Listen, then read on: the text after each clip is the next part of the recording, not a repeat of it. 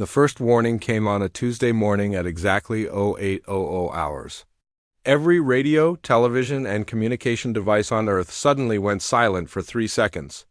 Then a voice spoke in perfect English, though it carried strange clicks and hisses that made people's skin crawl.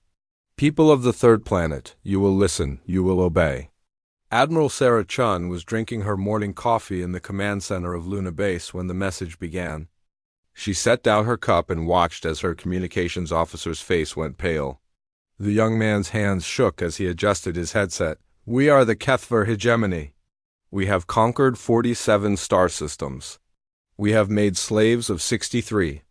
Different species, you are species number 64. Sarah felt a cold weight settle in her stomach. She had always known this day might come.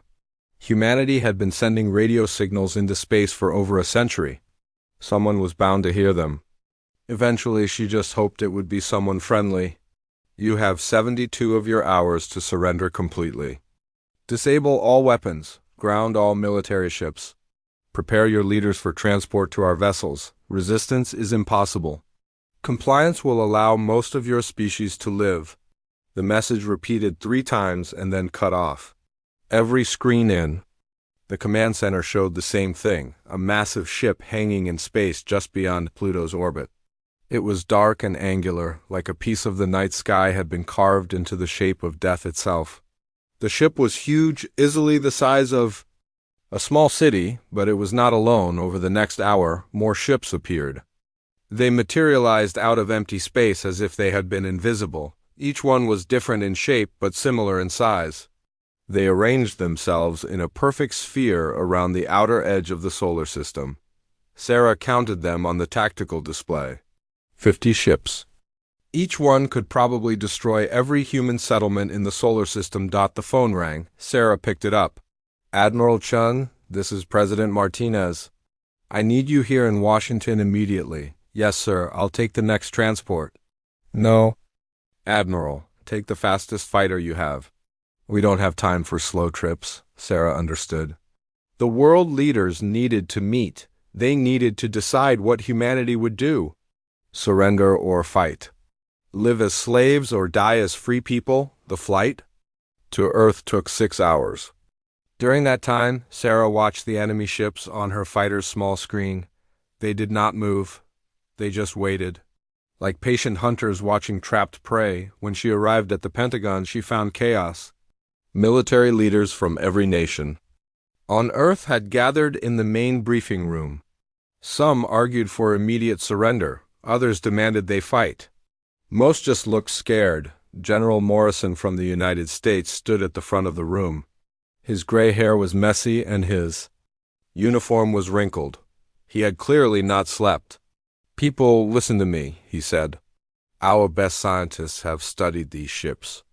They estimate each one has firepower equal to our entire nuclear arsenal. We cannot win a direct fight.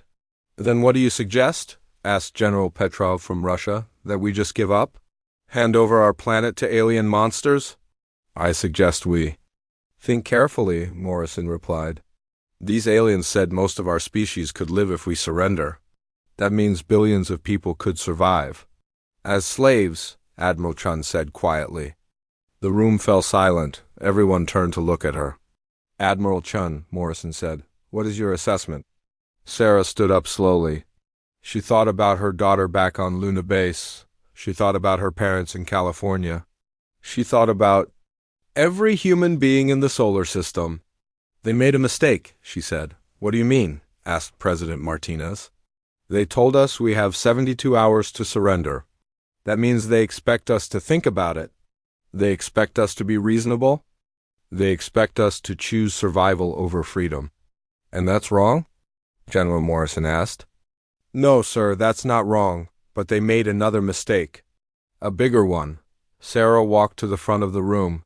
She pointed at the screen showing the alien ships. They came here. To our system, to our worlds, to our home. Her voice grew harder. With each word, they could have sent a message from far away. They could have demanded surrender from a safe distance. But they came here. They brought their weapons into our home. The room was completely quiet now. Every person was listening. Sir, I have a question for you, Sarah said to General Morrison. What happens when someone breaks into your house and threatens your family? Morrison's expression changed. The fear in his eyes was replaced by something else. Anger. You fight them? He said quietly. Even if they're bigger than you? Yes. Even if they have better weapons? Yes. Even if you might lose? Morrison stood up straighter. Yes, Admiral. You fight them anyway, Sarah nodded. She looked around the room at all the military leaders. Men and women from different countries who had trained their whole lives to protect their people. These aliens have studied other species. They know how to make them surrender quickly. They probably have scientists who can predict exactly how. Intelligent species will react to threats. So? Asked Admiral Yamamoto from Japan. So they've never met humans before. They don't know that humans have a saying, don't mess with someone's family. They don't know that when you threaten a human's home, they stop thinking about survival and start thinking about revenge. The room erupted in discussion. Some leaders still argued for surrender, but Sarah could see the change happening. The fear was still there, but now it was mixed with something more dangerous. Human anger. President Martinez stood up and raised his hand for silence. We need to vote, he said. All in favor of surrender? 12 hands went up. It was fewer than Sarah had expected. All in favor of resistance? 28 hands rose into the air. Sarah felt her heart pounding. Then it's decided, Martinez said. Admiral Chun, you will command our combined fleets. You have 72 hours to prepare our defenses. Yes, sir, Sarah said. And when they contact us again demanding our answer? Martinez looked at her with grim determination. You tell them that humans have a message of our own. 2 days later, the alien voice returned to every communication device on Earth. People of the third planet, your time has ended. What is your answer? Sarah stood in the command center of the largest human battleship ever built. Around her, displays showed the pathetic human fleet, 43 ships total. Most of them were cargo vessels that had been fitted with weapons in the past 2 days. They faced 50 massive alien warships with technology centuries ahead of their own. Sarah activated the communication system. Her voice would be broadcast to every alien ship and every human settlement in the solar system. This is Admiral Sarah Chun of the Human Defense Force. You demanded our surrender. You threatened our families. You brought weapons to our home. She paused and thought about her daughter, about her parents, about every human child who deserved to grow up free. Here is our answer. You attacked our home, and humans protect their home, no matter what.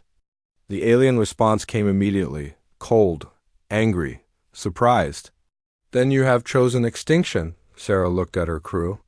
Young men and women who had volunteered to fight impossible odds. They were scared, but they were ready. No, she said into the communication system. We've chosen to fight. There's a difference. The first alien ship began to move toward Earth. The war for humanity's survival had begun. The first HFY ship moved like a predator stalking wounded prey. It glided through space with smooth, deadly grace. Its weapons charged with a low humming sound that human sensors could barely detect. Commander Vextar stood on the bridge. Of the massive vessel, his 4 arms crossed in what his species considered a gesture of mild annoyance. These humans are foolish beyond measure, he said to his second-in-command. 43 primitive ships against our fleet? This will be over in minutes. The other HFY officer clicked his agreement. Should we record this battle for the archive? It might serve as a warning to other species. No, Vextar replied. There is nothing worth recording here. Just another quick extermination of an inferior race. Admiral Chun watched the approaching enemy ship on her tactical display. The alien vessel was 3 times larger than her flagship and bristled with weapons she did not understand. Her hands gripped the arms of her command chair so tightly her knuckles turned white. All ships, this is Admiral Chun, she said into her communicator. Remember your orders. We are not trying to win a fair fight. We are trying to make them bleed. Captain Rodriguez responded from the cargo ship Determination. His vessel had been a peaceful transport just 3 days ago. Now it carried every missile his crew could strap to its hull. "Admiral, my ship is ready. We've removed all the safety systems from our engines. If we're going down, we're taking someone with us." Similar reports came from all 43 human ships. Merchant vessels turned into weapons platforms. Passenger liners loaded with explosives. Even small mining ships had been fitted with whatever weapons could be found. The Kethver ship fired first. A beam of purple energy cut through space and struck the human cruiser Manchester. The ship exploded instantly, vaporized so completely that not even debris remained. "They killed 300 people in one shot," whispered the communications officer. "And now they think we'll panic," Admiral Chun replied. "All ships execute Plan Alpha. Show them what humans do when someone murders our people." What happened next had never been seen in the galaxy's long history of conquest. Instead of retreating or trying to fight a traditional battle, the human ships scattered in all directions. But they did not run away. They ran toward the enemy fleet. Captain Martinez piloted his converted mining ship directly at the nearest Kethver vessel. His tiny ship was barely larger than a fighter, but it was moving at incredible speed. The aliens tried to shoot him down, but he was too small and too fast. "This is for the Manchester," he shouted as his ship slammed into the alien hull. The explosion was enormous. The mining ship's overloaded reactor tore a massive hole in the enemy vessel's side. Commander Vextar stared at his displays in shock. "What just happened? Did that tiny ship just damage our hull?" "Sir, their pilot deliberately crashed into us.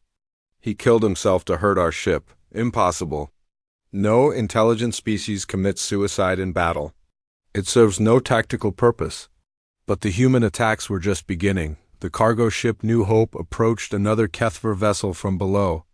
The aliens focused their weapons on the larger human ships, thinking the cargo vessel was trying to escape. Instead, Captain Kim had loaded her ship with every piece of scrap metal from Earth's orbital shipyards.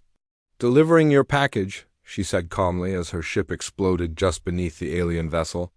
Thousands of metal fragments blasted upward, at incredible speed, shredding the enemy ship's armor like paper. The Kethver had never encountered anything like this.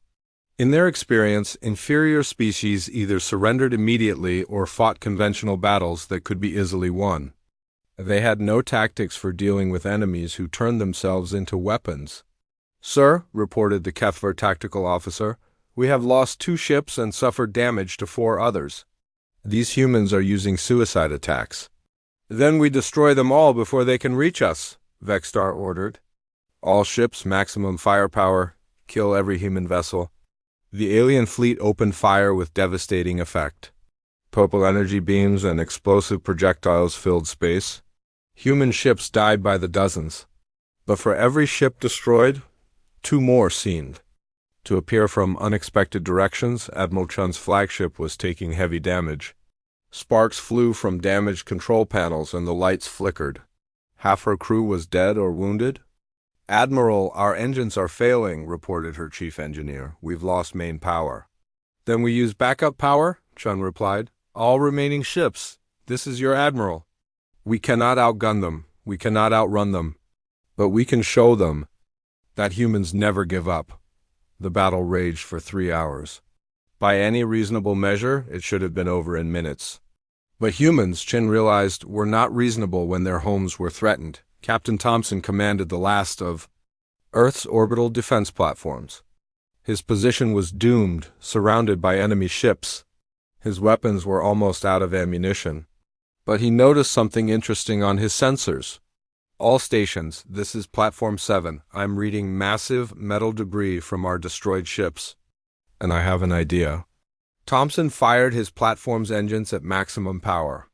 Not to escape, but to push the platform toward the largest concentration of wreckage.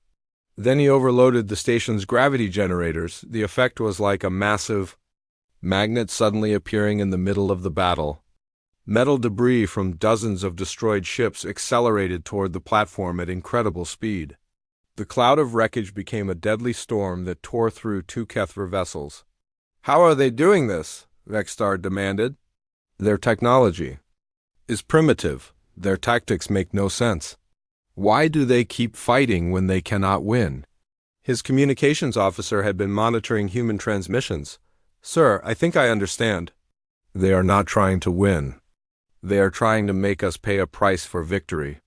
That is insane. No species fights just to inflict damage on a superior enemy, but the evidence was undeniable. Every human ship that died took at least one Kethver vessel with it. Sometimes more. The aliens had superior technology, but humans had something else. They had absolute determination to make their enemies suffer. The final moment of the battle came when Admiral Chun's damaged flagship approached the Kethver command ship. Her vessel was dying, its hull breached in a dozen places. Most of her crew was dead. Admiral, her surviving weapons officer said, we have one missile left. Then we make it count, Chun replied. She opened a communication channel to the enemy fleet. Kethver vessels, this is Admiral Chun. You wanted to conquer our system in a few hours. How is that working out for you? Commander Vextar responded, his voice filled with confusion and anger. You have lost 38 ships. We have lost only 9. You have failed, have we? Chun asked. You came here expecting easy victory. Instead, you've learned something about humans. We don't surrender, we don't run. And we never forget who attacked our home. Her ship's final missile streaked toward the Kethver command vessel. It was not a normal missile. Human engineers had removed the safety systems and overloaded the warhead with every explosive they could find. The blast cracked the alien ship's hull and sent it spinning out of control. All Kethver ships, Vextar ordered, retreat to safe. Distance, we need to regroup. For the first time in their history of conquest, the Kethver fleet withdrew from a battle they were winning. Admiral Chun died when her ship's life support finally failed. But her last message was broadcast to every human settlement in the solar system. This is Admiral Chun. The aliens are retreating. They expected to crush us in minutes. Instead, they learned that humans bite back, hard. This is not over. Prepare for their return. And remember, they attacked our home first. Commander Vextar stared at his fleet status reports. 9 ships destroyed, 16 ships damaged. Thousands of Kethver warriors dead. All to conquer one primitive system, and the humans were still alive. Sir, his tactical officer said quietly, perhaps we should request reinforcements before we attack again. Vextar's forearms trembled with rage and something else. Something he had never felt before in battle, doubt. 3 months had passed since the first battle. Commander Vextar stood in his private quarters, staring at the reports spread across his desk. The numbers made no sense. His fleet had destroyed every human military ship in the solar system. They had blown up space stations and mining facilities. They had cut off all communication between Earth and its colonies. By every rule of conquest the Kethver had learned over centuries, the humans should have surrendered weeks ago. Instead, they had done something impossible. They had made Earth disappear. Not literally, of course. The planet was still there, spinning around its yellow star, but it no longer responded to any communication. No radio signals came from its surface. No ships tried to leave its atmosphere. It was as if the entire world had simply decided to ignore the Kethver fleet hanging in space above it. Sir, his communications officer reported, we are still receiving no response from the planet's surface. Our demands for surrender are being ignored. Vextar clicked his frustration. Have they all died? Did our attacks kill their entire population? No, sir. Our sensors detect millions of life signs on the surface. They are definitely alive. They just refuse to talk to us. This was unprecedented. Every species the Kethver had conquered followed the same pattern. First they fought, then they lost. Then they begged for mercy. Then they surrendered and accepted slavery. Humans had fought. They had lost. But instead of begging or surrendering, they had simply stopped acknowledging that the Kethver existed. Sir, the tactical officer interrupted, we have another problem. Our food supplies are running low. This blockade was supposed to last 2 weeks, not 3 months. Vextar felt his second stomach growl with hunger. The Kefir fleet had been designed for quick conquests, not long sieges. They carried enough supplies for 1 month of operations, assuming the enemy would surrender quickly. "Contact the supply ships," he ordered. "Tell them to bring more food and ammunition." "Sir, the supply ships are asking questions." Fleet Command wants to know why a single primitive planet is taking so long to conquer. This was becoming embarrassing. Vextar was supposed to be one of the Kefir's best commanders. He had conquered 12 star systems without losing a single ship.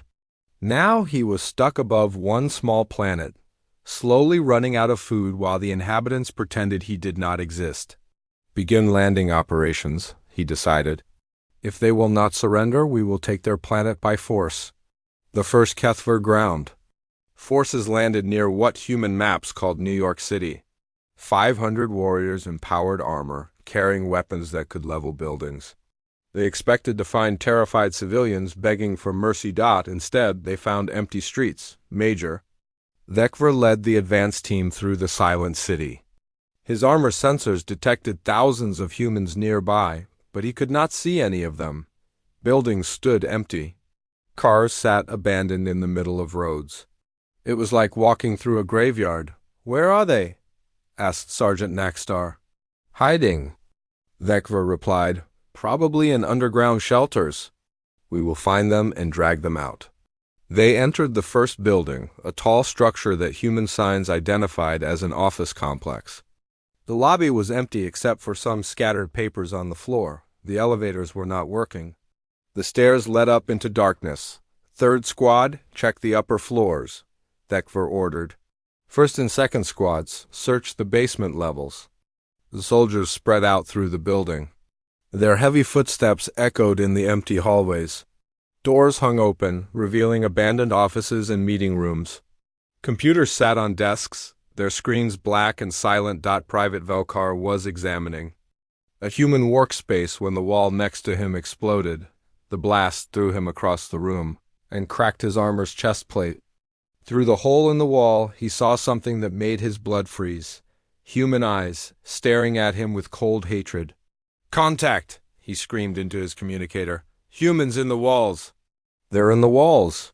What followed was unlike any battle the Kefir had ever fought. The humans did not line up in formation or charge across open ground. They appeared from hidden passages, fired their primitive weapons, and vanished back into the maze of tunnels they had carved through the city. Every building had been turned into a fortress. Every room was a potential trap. The humans had spent 3 months preparing for this moment, and they had used every day wisely. Vekver tried to advance down a hallway, but the floor collapsed beneath his feet. He fell into a pit lined with sharp metal spikes. His armor protected him from the spikes, but he was trapped. Above him, he could hear human voices speaking in their strange language. A small round object dropped through the hole. Vekver recognized it as a primitive explosive device. He tried to climb out of the pit, but his armor was too heavy and the walls too smooth. The explosion killed him instantly. Across the city, similar scenes played out in every building the Kefir entered. Humans had turned their entire civilization into a weapon aimed at the invaders. They fought from sewers and subway tunnels. They struck from hidden rooms and secret passages. They used their knowledge of the city's layout to appear and disappear like ghosts. By nightfall, half of Vekver's force was dead or missing. The survivors had retreated to their landing site, where they huddled together and waited for morning. "This is impossible," reported Captain Zexenol to the fleet overhead. "These humans fight like animals. They show no honor. They hide and strike from shadows like cowards." Commander Vextar listened to the reports with growing unease. "Captain, you have superior weapons and armor. How can primitive humans cause such casualties?" "Sir, they do not fight like soldiers. They fight like cornered beasts, and they know this terrain better than we do. Every street corner could hide an ambush. Every building could be a trap." Vextar made a decision that would have seemed impossible 3 months earlier. "All ground forces, return to the ships. We will try a different approach." The orbital bombardment began the next day. Purple energy beams rained down from space, targeting what the Kethver computers identified as important: human structures. Government buildings, power plants, factories, and communication centers were reduced to smoking craters. The humans did not respond. They did not beg for mercy or offer to negotiate. They simply endured the bombardment in silence. After a week of constant attacks, Vextar realized something disturbing. The bombardment was having no effect on human morale. If anything, it seemed to be making them more determined. His communications officer had been monitoring human radio transmissions. The messages were brief and coded, but their meaning was clear. They are not weakening, the officer reported. If anything, our attacks are making them angrier. They keep repeating the same phrase. Remember what they did to our home. Vextar felt something he had never experienced before in his long military career: doubt about victory. His food supplies were critically low. His soldiers were exhausted and demoralized. Fleet Command was demanding explanations he could not provide, and the humans were still fighting. "Sir," his tactical officer said quietly, "perhaps we should consider requesting reinforcements." "Reinforcements?" Vextar snapped. "To conquer one primitive planet? Do you want the entire fleet to know we cannot handle a single world of barbarians?" But privately, he was beginning to think reinforcements might be necessary. These humans were unlike any enemy he had ever faced. They did not fight for glory or territory or resources. They fought because their home had been attacked. And that, he was beginning to realize, made them infinitely more dangerous than any enemy the Kethver had ever conquered. That night, Vextar received a message from Fleet Command. Other Kethver forces throughout the galaxy were reporting strange problems. Subject species that had been enslaved for decades were beginning to rebel. They had heard rumors about a small planet where humans were fighting the mighty Kethver. Fleet and refusing to surrender, the rumors were spreading. And with them, something the Kethver had never seen before in their conquered territories. Hope. Commander Vextar stared out at the small blue planet below his ship. 3 months ago, it had looked like an easy target. Now it looked like the beginning of his empire's end, and somewhere on that planet's surface, humans were preparing for tomorrow's fight. 6 months into the siege, Dr. Elena Vasquez crawled through the ruins of what used to be the University of Chicago. Her left arm hung useless at her side, broken during the last alien bombardment. Her clothes were torn and dirty. She had not eaten a full meal in 3 days, but her eyes burned with fierce determination. In her good hand, she carried a small device that looked like a modified radio. It was actually something much more important. Something that would change the course of the war. "Is anyone out there?" she whispered into the device. "This is Dr. Vasquez. I have the answer." Static filled her earpiece for several seconds. Then a familiar voice responded. "Elena, this is Marcus. Thank God you're alive. We thought the aliens got you when they hit the university." Marcus Chun was the younger brother of the late Admiral Sarah Chun. He had taken command of the scattered human resistance cells after his sister's death. Like his sister, he refused to give up. "Marcus, I've done it," Elena said. "I know how to hurt them." For 6 months, Elena had been studying wreckage from destroyed Kethver ships. The aliens thought they had removed all useful technology from the crash sites. They were wrong. Elena was a physicist who specialized in exotic materials. She could see things other people missed. "They're shields," she explained. "They use a rotating frequency pattern, but the pattern has a weakness. For exactly 0.3 seconds every cycle, there's a gap in the protection." "Can we exploit it?" Marcus asked. "I've built a targeting computer. It can predict when the gaps will occur. If we time our attacks perfectly, we can hit them through their own shields." The information spread through the human resistance network like wildfire. In hidden laboratories around the world, human engineers began building new weapons based on Elena's discovery. They worked with scrap metal and salvaged electronics. They had no factories, no assembly lines, just human ingenuity and desperate determination. Commander Vextar did not know about Elena's breakthrough. He had larger problems to worry about. His fleet was falling apart. "Sir," his supply officer, reported, "We have food for only 2 more weeks. Our ammunition is at 30%. 3 ships have requested permission to return to base for repairs." "Denied," Vexstar snapped. "We cannot leave this system until these humans surrender." "Sir, with respect, they show no signs of surrendering. Perhaps we should consider other options." "What other options?" Fleet Command has made it clear. "Either we conquer this planet or we face court-martial for failure." The truth was worse than Vexstar admitted.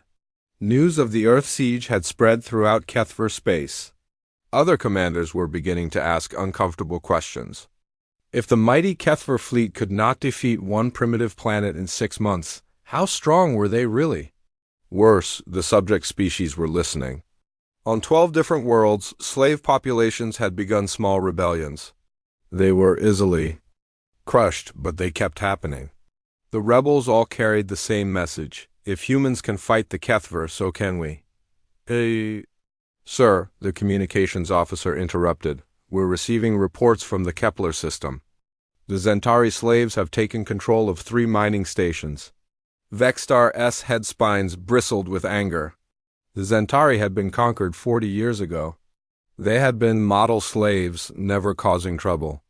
Now they were rebelling because of rumors about human resistance. "Send the 4th Fleet to deal with the Zentari," he ordered, "and increase bombardment of the human planet. These barbarians must be taught that resistance is futile." But the bombardment that began the next day was different from previous attacks. The humans had learned to predict when and where the aliens would strike. They had moved their important equipment underground, deeper than alien sensors could detect. More importantly, they were ready to fight back. The first human counterattack came at dawn. A modified missile streaked up from Earth's surface, heading for the Kethver command ship. The aliens barely noticed it.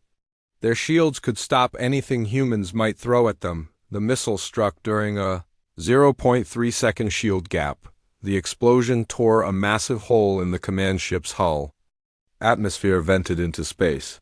Emergency alarms screamed through the corridors. For the first time in the siege, a human weapon had penetrated Kethver defenses. How was that possible? Vexstar demanded as his ship shook from secondary explosions. His tactical officer studied the sensor readings. "Sir, somehow they timed their attack to hit us between shield cycles. The probability of that happening by accident is less than 1 in a million." Then it was not an accident, Vexstar realized. They have learned something about our technology. Before he could process this disturbing thought, more missiles rose from Earth's surface. Each one struck a different ship. Each one hit during a shield gap. In the space of 10 minutes, the human counterattack damaged 8 Kethver vessels. On Earth, Marcus Chun watched the alien ships burning in space and allowed himself a moment of satisfaction. His sister would have been proud. "All resistance cells, this is Marcus," he broadcast. "Phase 1 is complete. Begin Phase 2. Phase 2 was Dr. Elena Vasquez's second gift to humanity. She had not only learned to penetrate alien shields, she had learned to jam their communications. Every Kethver ship suddenly found itself cut off from the others. They could not coordinate attacks or share tactical information. Each ship became an isolated target.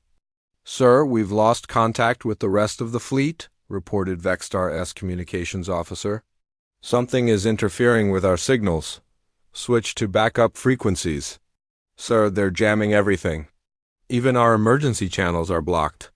For the first time in 6 months, Vexstar felt genuine fear. His fleet was blind and scattered. His ships were taking damage from weapons that should not have been able to hurt them. And somewhere on the planet below, humans were planning their next attack. The assault came from an unexpected direction. Not from Earth, but from the asteroid belt. Captain Lisa Wong had spent 6 months hiding in the wreckage of a destroyed mining station. She had slowly gathered other survivors, building a small fleet of salvaged ships and makeshift weapons. The aliens thought they had destroyed all human forces outside Earth. They were wrong. "This is Captain Wong to all ships," she broadcast on a frequency the aliens could not intercept. "Remember the Manchester. Remember Admiral Chun? Time to show?" These invaders what humans do to those who attack our home. Her tiny fleet struck the Kethver ships from behind, targeting the vessels that were already damaged by the surface missiles. The aliens found themselves fighting on two fronts, unable to coordinate their response. The battle lasted for hours. Human ships, outnumbered and outgunned, fought with the same desperate courage their predecessors had shown 6 months earlier. They rammed alien vessels. They detonated their own reactors to damage enemy ships. They turned themselves into weapons because that was the only way to hurt an enemy with superior technology. When the fighting ended, 12 Kethver ships had been destroyed or severely damaged. Only 3 human ships survived, but their message was clear. The siege was no longer one-sided. Commander Vextar stood in his damaged command center, surrounded by reports of disaster. His fleet was crippled. His communication with Fleet Command was cut off. His food supplies would last only 1 more week, and the humans were still fighting. "Sir," his aide said quietly, "perhaps it is time to consider withdrawal." The words hung in the air like a death sentence. No Kethver commander had ever retreated from a primitive world. To do so would mean the end of his career, possibly his life, but as Vextar looked at the tactical display showing his broken fleet, he realized something terrible. The humans had not just survived 6 months of siege. They had learned. They had adapted. They had become more dangerous with each passing day, and now they were winning on Earth's surface. Dr. Elena Vasquez worked by candlelight in her hidden laboratory. Her broken arm had healed badly, but her mind was sharper than ever. She was already working on her next discovery, something that would give humanity an even greater advantage, because humans, she had learned, never stopped fighting when their home was under attack. They just got better at it. Commander Vextar stood alone in his private quarters, staring at a message that had just arrived from Fleet Command. The words seemed to burn into his eyes as he read them for the 3rd time. Commander Vextar, your failure to conquer the human system has become an embarrassment to the entire Kethver hegemony. Slave rebellions are spreading across 7 star systems. Our subject species believe they can resist us because you cannot defeat one primitive planet. You have 48 hours to achieve total victory or face execution for incompetence. Vextar set down the message and looked out at Earth. The small blue planet had become his nightmare. 8 months of siege, 23 ships lost, thousands of his warriors dead. And the humans were stronger now than when the war began. His door chimed.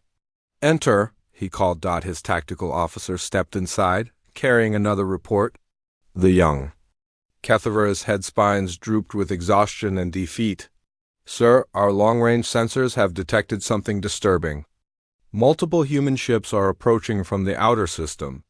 They appear to be survivors from the colonies we destroyed." "How many ships?" Vextar asked, though he dreaded the answer. 67 confirmed, sir. Possibly more. They'll reach us. In 18 hours, Vextar felt his second heart skip a beat. 67 ships. His own fleet was down to 29 functional vessels, and most of those were damaged. If the approaching humans had weapons like the ones Earth had been using, this battle could go very badly. "How is this possible?" he demanded. "We destroyed all their outer colonies. We confirmed no survivors." "Sir, it appears they evacuated their people before we arrived. They've been hiding in the asteroid fields and gas giant moons, building new ships and weapons." Captain Maria Santos stood on the bridge of her flagship, the rebuilt cruiser Vengeance. Around her, the command crew worked with calm efficiency. These were the survivors of humanity's outer colonies. Miners, traders, scientists, and engineers, who had escaped the initial Kethver attacks. For 8 months, they had watched Earth burn under alien bombardment. They had listened to radio transmissions telling of impossible human resistance and growing alien frustration. They had worked day and night, building ships from salvaged materials and weapons based on Dr. Vasquez's discoveries. Now they were coming home. "Captain," her navigator reported, "we'll reach Earth orbit in 17 hours. The alien fleet appears to be in defensive formation." "Good," Maria said. "They're scared." "As they should be." Her communications officer raised his hand. Captain, we're receiving a transmission from Earth. It's Marcus Chun. Put him through. Marcus's voice crackled over the speakers, distorted by the alien jamming that still covered the solar system. Maria, is that really you? Hello, Marcus. Sorry we're late to the party. We had some shipbuilding to finish. How many ships do you have? 67 combat vessels, plus support craft. And Maria, we've made some improvements based on the technical data Elena's been broadcasting. Marcus's voice carried a note of hope that had been absent for months. What kind of improvements? You'll see. Is Elena still alive? Yes, but she's badly hurt. The aliens have been targeting our research facilities. Then we'd better end this. Quickly, Maria out. Commander Vexstar gathered his remaining ship commanders for a final council of war. The holographic display showed the approaching human fleet and the impossible tactical situation it created. Gentlemen, he began, we face a choice. We can fight and likely lose, or we can withdraw and face execution for failure. Captain Mordex, his most experienced officer, spoke first. Sir, these humans have shown abilities no species should possess. They learn too quickly, they adapt too fast. Perhaps withdrawal is the wise option, and abandon our mission? Fleet. Command will have us flayed alive. With respect, sir, dead commanders cannot be punished. Vexstar looked around the table at his officers. He saw exhaustion, fear, and something he had never seen in Kethver eyes before, doubt about their own superiority. No, he said finally, we are Kethver. We have conquered 63 species. We will not be defeated by barbarians who still use chemical rockets. But even as he spoke the words, Vexstar did not believe them. The final battle began 18 hours later. The human fleet approached in a formation that made no tactical sense to Kethver minds. Instead of a unified assault, they came in small groups from different directions. Each group moved at a different speed and altitude. Sir, the tactical officer reported, the humans are not coordinating their attack. Their formation is completely chaotic. Vexstar studied the display. The approaching ships seemed to be following no plan at all. Then he realized the truth. They are not chaotic. They are unpredictable. We cannot target them all because we cannot predict where they will be. The first human ships reached weapons range and opened fire. But these were not the primitive missiles Earth had been using. These were something new. Dr. Elena Vasquez had spent 8 months studying Kethver technology. She had learned to exploit their shield frequencies. But her greatest discovery was simpler and more devastating. She had learned to reverse engineer their own weapons. The missiles that struck the Kethver fleet were built using alien technology captured from crashed ships. They moved faster than anything humans had built before. They hit harder than Kethver weapons because human engineers had removed all the safety systems. Impossible, Vexstar whispered as his ships began exploding around him. They are using our own technology against us. Sir, his weapons officer reported, our shields are ineffective. Somehow they know exactly when and where to strike. The human fleet flowed around the alien formation like water around rocks. They struck and vanished, regrouped and struck again. Their attacks came from impossible angles at unpredictable times. Captain Santos watched the battle unfold from her command chair. Around her, the bridge crew called out targeting information and damage reports. But Maria was focused on one thing, the alien command ship. Helm, take us directly at their flagship. Full speed. Captain, that's a suicide run. They'll concentrate all their fire on us. Let them try, Maria said. All ships. This is Santos. Remember why we're here? Remember what they did to our colonies? Remember Admiral Chun and everyone who died defending our home? Her ship accelerated toward the massive Kethver vessel. Enemy fire filled space around her, but the Vengeance kept flying. Her crew had learned the lesson that all humans learned during this war. When someone attacks your home, you fight back with everything you have. The Vengeance struck the alien command ship at ramming speed. The explosion lit up the solar system like a second sun. When the light faded, both ships were gone. But the message was clear. Humans would rather die than surrender their home. Commander Vexstar had transferred his flag to another ship just before the impact. He watched his former flagship disintegrate and felt something break inside his mind. These humans were not just fighting. They were destroying his entire understanding of how war worked. "Sir," his surviving communications officer reported, "we're receiving surrender demands from the human fleet." "They want us to surrender?" Vexstar asked in disbelief. "Yes, sir." Their exact words were, "You attacked our home. Now you pay the price. Surrender immediately or be destroyed." Around him, Vexstar could see his fleet falling apart. Half his ships were destroyed or disabled. The rest were scattered and taking heavy damage. His warriors, who had never known defeat, were beginning to panic. For the first time in Kethver history, a conquest fleet was losing to a primitive species. "Sir," his tactical officer said quietly, "what are your orders?" Vexstar looked at the tactical display one last time. 11 functional ships remaining out of 50, thousands of dead warriors. And the humans were still coming. "Signal the fleet," he said, his voice barely a whisper. "All ships retreat to hyperspace. We are withdrawing." The words tasted like poison in his mouth. But the alternative was the complete destruction of his remaining forces.